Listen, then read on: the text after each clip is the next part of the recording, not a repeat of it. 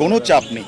যদি চাপ থাকতো তাহলে আমরা এই অল্প কিছুদিনের মধ্যে এত বড় অ্যাচিভমেন্ট করতে পারতাম না। আমরা ঘটনা ঘটার পরপরই আমরা ঢাকার মাটিতে ৩ জন মূল কিলার সহ ৩ জন সিয়ামকে নেপাল এবং ইন্ডিয়ান পুলিশ গ্রেপ্তার করেছে জিহাদকে। এত দ্রুত সময়ে আমি মনে করি এগুলি গ্রেপ্তার হতো না। পাশাপাশি আমরা অযথা, আমি আগেও বলেছি, আমরা অযথা কাউকে হয়রানি করব না, ডাকাডাকি করব না। তবে এটাও আপনাদের কাছে বলতে চাই, এই ঘটনার সাথে যে সকল অপরাধীরা জড়িত, কেউ হত্যাকাণ্ডে অংশগ্রহণ করেছে, কেউ মাস্টার মাইন্ড ছিল, কেউ অর্থ দিয়ে সহায়তা করেছে, তথ্য গোপন করেছে, আলামত নষ্ট করার চেষ্টা করেছে, যদি আমাদের তদন্তে যদি এ ধরনের প্রমাণিত হয় যে যারা জড়িত কাউকে, তারা যদি দোষী প্রমাণিত হয়, তাদেরকে কাউকে ছাড় দেওয়া হবে না। এখানে কয়েকটি পার্ট।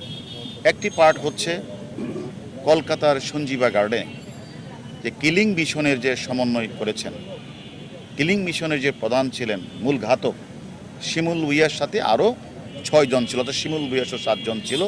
প্রাথমিক তদন্তে আমরা সেটা পেয়েছি এবং সেই 7 জনের মধ্যে আমরা নেপাল পুলিশকে এনসিবির মাধ্যমে তথ্য দিয়ে সিয়ামকে আমরা গ্রেপ্তার করিয়েছি নেপাল পুলিশ দিয়ে। বাংলাদেশের পার্টি 3 জনকে আমরা গ্রেপ্তার করেছি, আর ইন্ডিয়ার পুলিশ তারা জিহাদকে গ্রেপ্তার করে। তার মানে 5 জন গ্রেপ্তার হয়েছে আপনারা বলেছেন। বাকি থাকে কিলিং মিশনের ঘাতক আরও 2 জন, একজনের নাম ফয়সাল আর একজনের নাম হলো মুস্তাফিজ।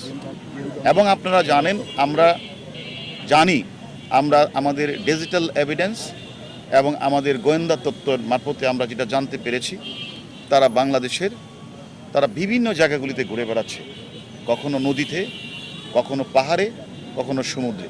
তারা তাদের লোকেশন চেঞ্জ করছে।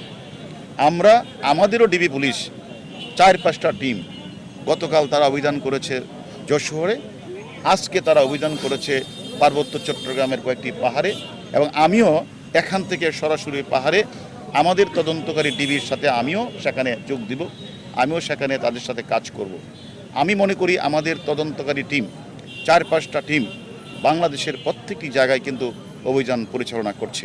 আমি মনে করি যেহেতু আমরা প্রধান সমন্বয়ক ঘাতক দলের আমানুল্লাহকে আমরা গ্রেপ্তার করেছি, জিহাদ আমরা অন্যান্যদের গ্রেপ্তার করতে পেরেছি, আমি মনে করি, আমার দৃঢ় বিশ্বাস, আপনাদের যে দোয়া থাকে আমাদের প্রতি, আমরা অবশ্যই মুস্তাফিজ এবং ফয়সালকে নদীতেই থাকুক আর সাগরেই থাকুক আর মাটির নিচে থাকুক, তাকে আমরা অবশ্যই গ্রেপ্তার করব।